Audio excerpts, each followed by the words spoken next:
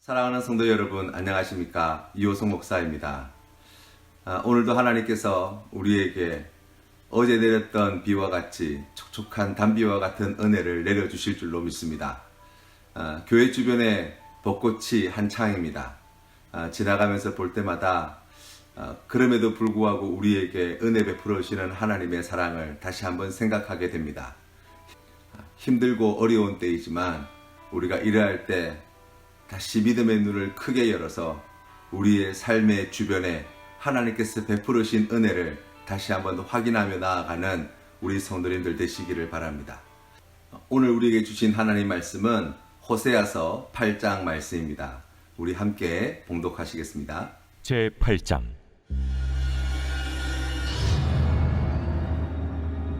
나팔을 내 입에 댈지어다. 원수가 독수리처럼 여호와의 집에 덮치리니 이는 그들이 내 언약을 어기며 내 율법을 범함이로다. 그들이 장차 내게 부르짖기를 나의 하나님이여 우리 이스라엘이 주를 아나이다 하리라. 이스라엘이 이미 선을 버렸으니 원수가 그를 따를 것이라. 그들이 왕들을 세웠으나 내게서 난 것이 아니며 그들이 지도자를 세웠으나 내가 모르는 바이며 그들이 또 그 은금으로 자기를 위하여 우상을 만들었나니 결국은 파괴되고 말리라. 사마리아여 내 송아지는 버려졌느니라.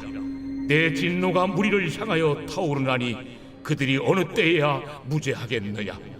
이것은 이스라엘에서 나고 장인이 만든 것이라.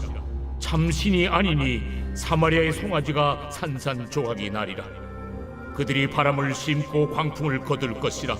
심은 것이 줄기가 없으며 이삭은 열매를 맺지 못할 것이요 혹시 맺을지라도 이방 사람이 삼키리라. 이스라엘은 이미 삼켜졌은즉 이제 여러 나라 가운데에 있는 것이 즐겨 쓰지 아니하는 그릇 같도다. 그들이 홀로 떨어진 들나귀처럼 아수르로 갔고 에브라임이 값주고 사랑하는 자들을 얻었도다. 그들이 여러 나라에게 값을 주었을지라도 이제 내가 그들을 모으리니 그들은 지도자의 임금이 지워준 짐으로 말미암아 쇠하기 시작하리라. 에브라임은 죄를 위하여 제단을 많이 만들더니 그 제단이 그에게 범죄하게 하는 것이 되었도다. 내가 그를 위하여 내 율법을 만 가지로 기록하였으나 그들은 이상한 것으로 여기도다. 그들이 내게 고기를 제물로 드리고 먹을지라도 여호와는 그것을 기뻐하지 아니하고 이제 그들의 죄악을 기억하여 그 죄를 벌하리니 그들은 애굽으로 다시 가리라. 이스라엘은 자기를 지으신 이를 잊어버리고 왕궁들을 세웠으며 유다는 견고한 성읍을 많이 쌓았으나 내가 그 성읍들에 불을 보내어 그 성들을 삼키게 하리라. 오늘 우리가 함께 살펴볼 호세아서 8장 말씀은 북이스라엘 백성들에게 주시는 경고의 말씀입니다. 1절 말씀에 이렇게 시작합니다. 나팔을 내 입에 댈지어다. 원수가 독수리처럼 여호와의 집에 덮치리니 이는 그들이 내 언약을 어기며 내 율법을 범함이로다. 아멘. 이 나팔이라고 하는 것은 전쟁 때 군사들에게 신호를 알리는 그러한 수단이 될 수 있지요. 곧 원수들이 북이스라엘 땅에 밀어닥치게 될 것인데 그때 하나님께서 이스라엘 백성들에게 그와 같은 날들이 곧 닥치게 될 것에 대한 경고의 말씀을 오늘 이 호세아 선지자를 통하여 전해주고 있습니다. 특별히 말씀에 보면 그들이 내 언약을 어기며 내 율법을 범함이로다 라고 나와 있는데요. 이 말씀의 의미는 소극적인 의미와 적극적인 의미를 다 포함하는 말씀입니다. 하나님의 언약과 율법의 말씀을 아예 무시해버리고 지나가버리거나 아니면 그 말씀에 반하여서 반역하고 또 그 말씀에 반란을 일으켰던 이스라엘 백성들의 삶의 자리에 대하여 말씀하고 있는 거예요. 2절과 3절 말씀을 우리가 살펴보면 그들이 장차 내게 부르짖기를 나의 하나님이여 우리 이스라엘이 주를 아나이다 하리라. 이스라엘이 이미 선을 버렸으니 원수가 그를 따를 것이라. 아멘. 북이스라엘은 우리가 상상해오던 것과는 달리 하나님 앞에 나와 예배드리고 제사드리고 예물드리고 기도하는 삶을 살았다는 것을 알 수 있습니다. 그들의 고백을 살펴보면 나의 하나님이여 우리 이스라엘이 주를 아나이다 라고 고백하는 이 내용에는 그들이 이전에 하나님 앞에 제사도 빠짐없이 드리고 또 예물도 빠짐없이 바치고 절기도 빠짐없이 지켜왔습니다. 라고 하는 내용을 담고 있는 고백이에요. 아울러서 이스라엘 백성들은 우리가 하나님을 잘 압니다. 하나님은 전능하신 분이시고 자비하신 분이시고 이 우주 만물을 창조하신 분이시고 또 우리 하나님이 우리를 애굽 땅에서 이끌어내셨고 우리 하나님께서 이 나라 이 백성을 사랑하신다는 것을 우리가 잘 압니다. 라고 고백하고 있는 거예요. 11절 말씀에 보시면 에브라임은 죄를 위하여 제단을 많이 만들더니 그 제단이 그에게 범죄하게 하는 것이 되었도다. 내가 그를 위하여 내 율법을 만가지로 기록하였으나 그들은 이상한 것으로 여기도다. 그들이 내게 고기를 제물로 드리고 먹을지라도 여호와는 그것을 기뻐하지 아니하고 이제 그들의 죄악을 기억하여 그 죄를 벌하리니 그들은 애굽으로 다시 가리라. 아멘. 이스라엘 백성들이 만들었던 이 많은 제단과 드렸던 이 많은 제물들은 그들이 자신의 삶의 자리에 돌아가서 주님의 말씀대로 순종하지 않을 때 원수들의 침략을 막지 못했습니다. 이 말씀을 우리의 삶의 자리로 가져와서 살펴보면 예수님을 내가 믿습니다. 또 예수님께서 나를 위해 십자가에 달려 죽으신 걸 압니다. 또 하나님이 전능하신 분이시고 우리 하나님이 우리를 사랑하시는 것도 알고 또 주일도 성수하고 교회에서 여러 가지 직분도 맡고 또 금요 심야기도회 수요 예배 새벽 예배 가릴 것 없이 꼬박꼬박 참여해서 예배도 드리고 또 때를 따라서 금식기도도 하고 평소에 기도 생활도 열심히 하고 말씀도 열심히 읽고 다 합니다 라고 하는 이야기예요. 그런데 그 뒤에 나와 있는 이 3절 말씀의 내용을 보세요. 이스라엘 백성들은 하나님 앞에 그와 같은 믿음의 고백을 드리고 있지만 하나님께서는 뭐라고 말씀하십니까? 이스라엘이 이미 선을 버렸으니 라고 말씀하고 있는 거예요. 여기에 나와 있는 이 선을 버렸다는 이야기는 매우 심한 악취가 나는 것들을 우리가 멀리 내던졌다라는 뜻을 가지고 있는 말이에요. 이 선한 것은 어떤 것입니까? 이 말씀의 이 단어의 의미를 생각해 보면 그와 같이 도덕적이고 윤리적으로 옳은 것이라고 하는 뜻과 함께 이익을 가져다 주는 것, 번영을 가져다 주는 것, 나에게 좋은 것, 이러한 의미들도 함께 가지고 있어요. 그것이 선한 것입니다. 여러분 그렇게 생각해 보면 어떤 것이 우리에게 그처럼 좋은 것이 되는가, 옳은 것이 되는가 라고 생각할 때 많은 사람들은 자기 자신을 기준으로 삼아서 이 옳고 그른 것을 또 나에게 좋고 나쁜 것을 판단하는 경우들이 종종 있죠. 그래서 내가 볼 때 내 생각에 좋은 것, 내 생각에 옳은 것, 내 생각에 나에게 유익이 되는 것을 사람들은 선한 것이라고 생각하고 그렇지 못한 것은 마치 심한 악취가 나는 어떤 것처럼 멀리 하려고 하는 그러한 우리의 연약한 모습들을 보게 되는 거예요. 뿐만 아니라 어떤 분들은 자기 자신이 아니라 세상이 옳다고 하는 이야기, 세상이 우리에게 유익을 가져다 준다고 하는 그러한 이야기에 민감하게 귀를 기울이고 그것을 선택하고 그것을 옳은 줄 착각하고 살아가는 사람들이 얼마나 많은지 몰라요. 그러나 정말 우리에게 좋은 것, 정말 우리에게 옳은 것은 그리고 정말 우리에게 유익을 가져다 주는 것은 나에게서도 아니고 세상에서도 아니고 바로 하나님에게서임을 우리가 늘 명심해야 합니다. 특별히 성경 말씀은 도덕과 윤리를 초월하는 하나님의 옳으심, 하나님의 의로우심을 우리에게 말씀합니다. 또 하나님께서 우리에게 주시고자 하시는 좋은 것, 그러니까 생명, 영원한 생명과 같은 아름다운 천국과 같은 그리고 하나님께 주시는 기쁨과 평화와 평안과 같은 그리고 자유와 같은 것들을 성경은 우리에게 말씀하고 있어요. 뿐만 아니라 하나님 자신을 우리에게 주셨다고 성경은 우리에게 전해줍니다. 그렇기 때문에 우리에게 최선의 것, 우리에게 가장 좋고 우리에게 가장 유익한 것은 바로 하나님의 뜻이며 그 하나님의 말씀이야말로 우리에게 최고의 가치를 가져다 주는 선한 것이라고 우리가 말씀할 수 있어요. 우리 부모님들이 자녀가 공부하지 않으면 그런 말씀들을 종종 하죠. 야, 이거 내 좋으라고 너 공부하라는 거냐? 너 좋으라고 하지 않냐? 공부 열심히 해라고 그렇게 다그치실 때가 있죠. 그렇게 좋은 공부도 우리에게 해가 될 때가 있습니다. 그런데 하나님의 말씀은 그렇지 않습니다.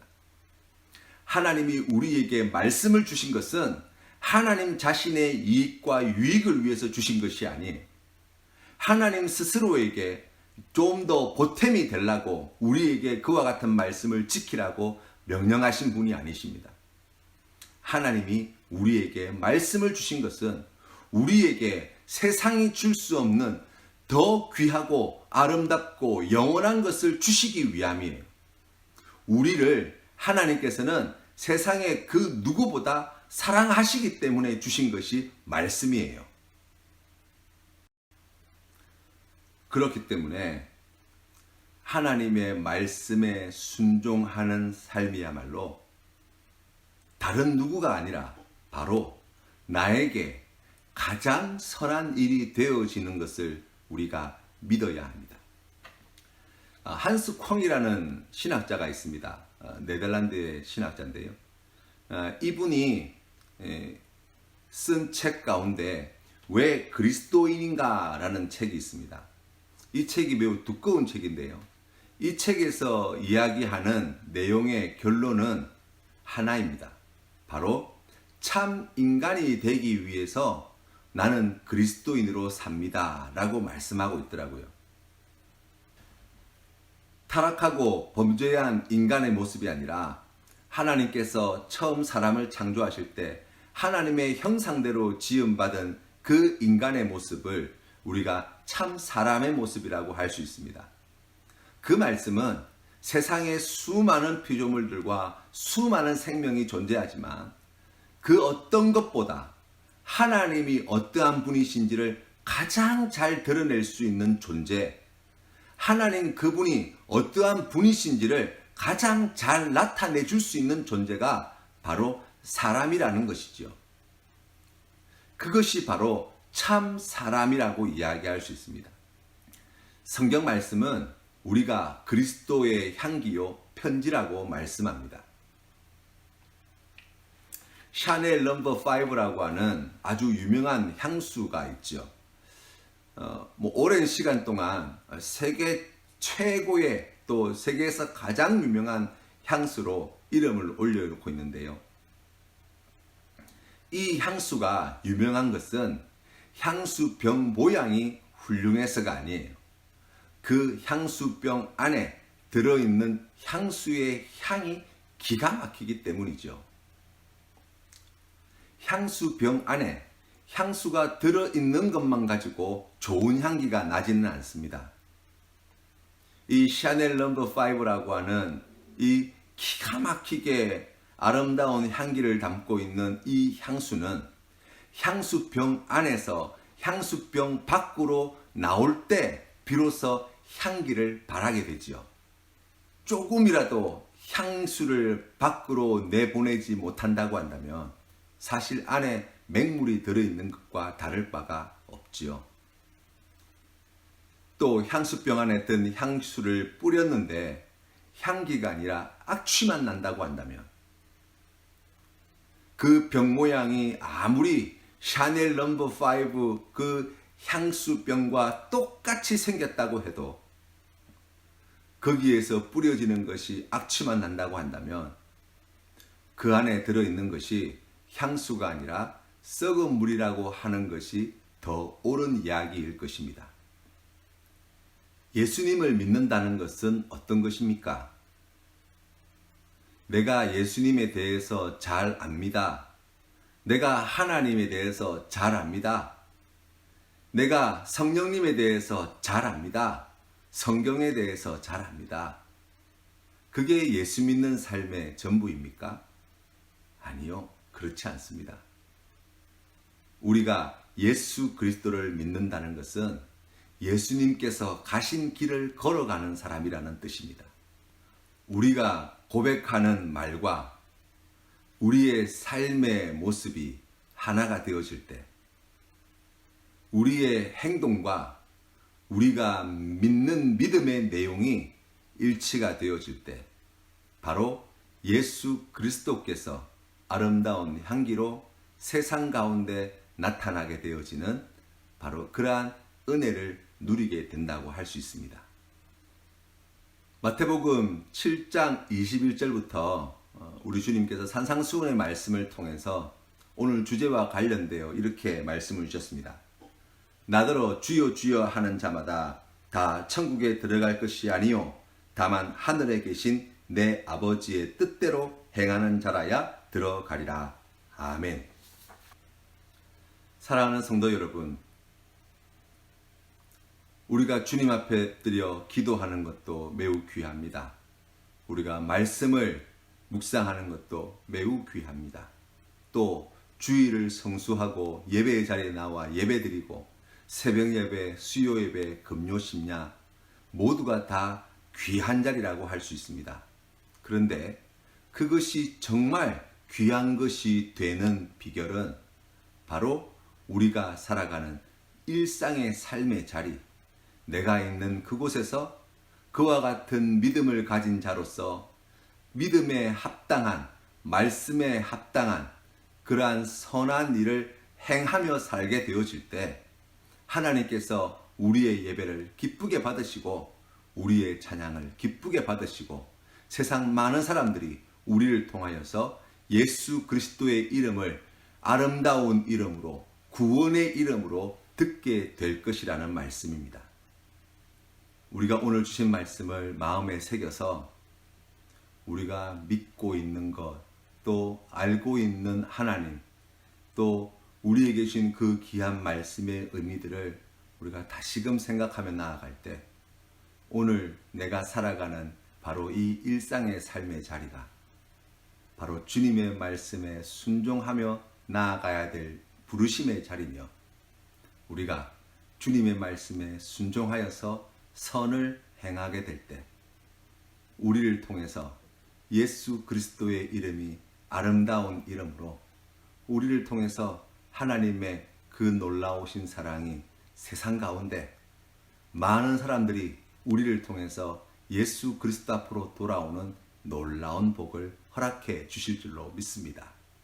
이 은혜 누리시는 우리 모든 성도님들 다 되시기를 주님의 이름으로 축원합니다. 오늘 우리가 함께 부를 찬송은 찬송가 452장입니다. 내 모든 소원 기도의 제목 함께 찬양드리겠습니다. 내 모든 소원 기도의 제목 예수님 닮기 원함이라. 예수님 형상 나 있기 위해 세상에 보았기 전에 예수님 닮기 내가 원하네. 날 구원하신 예수님을 내 마음속에 지금 고도사 주님의 형상인 지소서. 무한한 사랑 풍성한 긍휼 슬픈 자 위로하시는 주. 길 잃은 죄인 부르는 예수 그 형상 닮게 하옵소서. 예수님 닮기 내가 원하네. 날 구원하신 예수님을 내 마음속에 지금 고도사 주님의 형상인 지소서. 겸손한 예수 거룩한 주님 원수의 멸시 참으시사 우리를 위해 고난을 받은 구주를 닮게 하옵소서. 예수를 닮기 내가 원하네. 날 구원하신 예수님을 내 마음속에 지금 고도사 주님의 형상인 지소서. 아멘. 함께 기도드리겠습니다. 하나님, 오늘 주시는 말씀을 통하여서 하나님께서 기뻐하시는 뜻을 깨달아 알게 해주시니 감사합니다. 주님, 우리가 예배당에 나오는 것으로 우리의 믿음을 대신하지 않도록 주님 은혜를 더하여 주십시오. 우리가 하나님 앞에 나와 봉사하는 것으로 이웃을 사랑하는 것을 대신하지 않도록 주님 지켜주십시오. 아버지 하나님, 하나님께서 기뻐하시는 그 귀한 믿음의 자리가 바로 이 예배당 안에서뿐만 아니라 우리의 삶의 자리에서도 말씀에 순종함으로 그 귀한 믿음의 삶을 이어갈 수 있도록 은혜 내려 주시옵소서.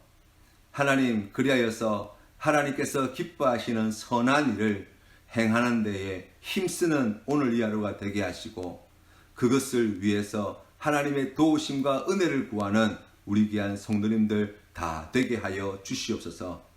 아버지 하나님, 어려움 당한 이 나라와 이 민족을 불쌍히 여기시고 하루속히 이 혼란과 고통과 죽음의 그림자가 이 땅에서 사라지게 하시고, 열방 가운데 많은 나라와 백성들을 섬기는 거룩하고 하나님께서 기뻐하시는 나라로 새로워지게 하여 주시어서 하나님께서 기뻐하시는 뜻을 이루어 나가는 데에 귀하게 쓰임 받을 수 있도록 은혜 더하여 주옵소서.